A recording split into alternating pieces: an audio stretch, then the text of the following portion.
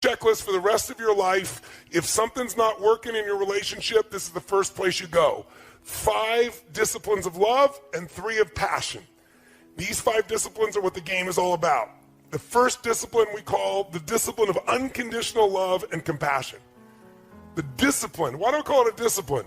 Because you don't always feel unconditionally loving and you don't always feel compassionate. If your triggers get fired, if something triggers your masculine or feminine, animal in you, that survival instinct in you based on something going on, you may not show up so, unconditional in your love and compassion. What this really means, put it in one phrase, put your lover what? It's not about you. That's the law. You put your lover first. If you are having problems in your relationship, I can promise you that the problem you're having right now is you're feeling pain right now, and it's because you're focused on yourself, not your partner. You're focused on what you're not getting. You're focused on what your partner's not giving you. You're focused on something that's not happening there. This is the number one law. You want to have an extraordinary relationship? Tear up your rules. Make this your number one rule. Number one rule is my lover comes first. My number one rule is if you're in love, you put their feelings and needs before your own. Second discipline, real quick, the discipline of absolute courage and vulnerability. Absolute courage and vulnerability. This is learning to love no matter what. I mean, truly no matter what. Now, how many people are going to do that? Not many. Not many people are going to have an extraordinary relationship. But what I mean by this is, if you have courage and vulnerability, that means you tell the truth. That means you open up. Most people, out of a lack of courage, hold back their gift. This idea that you're going to give pain to somebody you love, you're going to punish them, that takes no courage, that takes no vulnerability, that's just stupidity. So the more vulnerable you are, the more power you have, because love penetrates all. Third law, it's the law of positive intent. Yes. The discipline, I should say, of positive intent. By the way, discipline weighs ounces, regret weighs tons. Discipline weighs ounces, regret weighs tons. You don't follow these disciplines, you're going to have regret. Right? That's their disciplines, their commitments, they're things you're going to do no matter what. Discipline means even if it's not easy, you still do it, right? Discipline is, it's a habit. That's what a discipline is. It's a habit. It's the discipline of positive intent. You know the deeper truth that this is a no blame game. You know that when something happens, no matter what it was, like when I said that to her, my girl knew, she and I made a decision early on. I decided, and this is a decision I encourage you to make if you haven't made it, or make it anew if you haven't made it in years. I decided I knew this woman's soul. Yeah. This woman's soul was as pure as anything I could ever dream of in my life. I knew that I loved this woman. Her soul was pure. So no matter what happened, I would serve her. And no matter what happened, no matter what she said, no matter what she did, I would know, even if I couldn't figure out how, the intent was pure. The intent was wanting to get closer. It looks mean, but she's scared. It looks vicious, but she's just freaked out. And same thing with me. He looks like he's an unconscious asshole. He just doesn't know. It looks like he doesn't give a shit. He's actually a masculine male, and this is what they do, right? We shifted the meaning to always there's an empowering meaning because there's never negative intent, no matter what it looks like, no matter what was said. And by having that, along with that, they just want a positive intent, in a sense, no blame game, we immediately apologize. It doesn't matter what has happened. If there's any argument we have, it's a playful argument, which is, I'm taking responsibility and she's taking responsibility. No, honey, it was my fault. No, it was my fault. And it's like, and we mean it sincerely. It doesn't matter what it is, because I hold myself as whatever she's feeling, ultimately it's my responsibility. Even if I didn't intend it, that's it. So I take responsibility. I'm sorry, honey. I'm sorry your feelings were hurt. She does it with me also. And since we both are constantly doing it, it makes it like there's nobody ever blaming somebody else. So think about this. We put each other first. If we find we're not, we change that immediately, right? We immediately look at, we got to be courage and vulnerable. We've got to tell the truth. That's really what that is. Tell the truth with kindness, with love, with making nobody wrong, because we both know we have positive intent. And you break through all the bullshit with this. Mm-hmm. And with an apology, rather than I'm sorry you, always have I. Yes. Always I. Honey, I'm sorry today when I upset you, or I'm sorry today if I upset you. Having the word I and owning it neutralizes. It's such a crazy, and we so underrate an apology of ownership. Owning something, who cares? When you love each other, who cares about being right or wrong? And if there really is an unconscious action, and even if it wasn't your intent, even if it wasn't unconscious, even if it was a misinterpretation, who cares?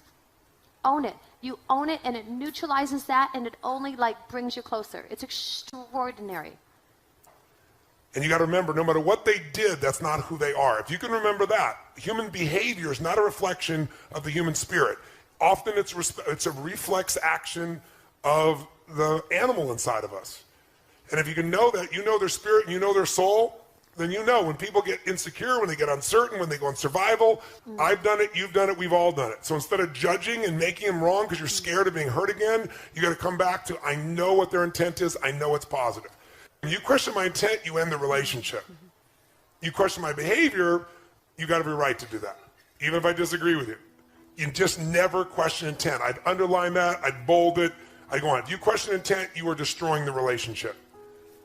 So when you look at somebody, usually you subscribe either what you would do, or if you dislike something about them, or you're in a bad state, you'll come up with the worst reason why they did it. It's never the truth. They did it to meet some needs, same as you. But underneath it, if you know their soul, you just don't question their intent. Now think of it, if you just did these three things, what would be destroyed on your list? Oh my God, our kids, blah, blah, blah, blah, blah, blah. Wait a second.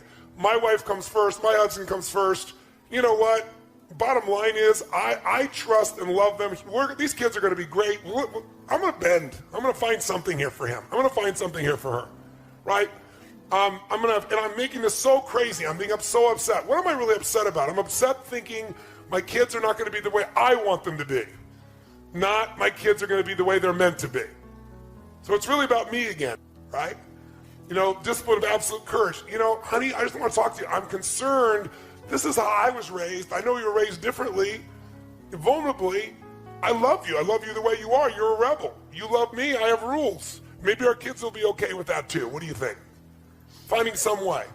You know, knowing that there's positive intent will kill any anger, upset inside this piece. Fourth one of the 5 disciplines. Fourth is the discipline of honorable language and moment-to-moment awareness. Honorable language. There is power in love, adoration, and praise. And most of us don't use it enough. Most of us don't praise enough. And when I say praise, make a note. If you're going to praise your man or your woman, you must praise them specifically, not generally.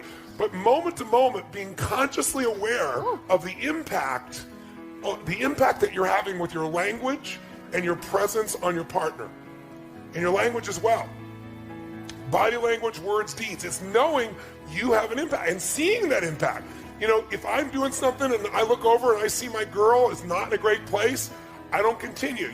So what happens for a woman to understand is we get information in, and if we hear a word, words go into that file in our brain, left hemisphere. Emotions go on the other side. But when you say a word to a woman, it hits both hemispheres. It's like if I asked you, where were you on, you know, the 11th of August in 2001? But if I asked you, where were you on 9/11? How many remember exactly where you were in the room when you heard about it, or you were there, you saw it? Because information with emotion is remembered forever. And for women, words that you say mean a lot because they have to determine whether she's pleasing you or not.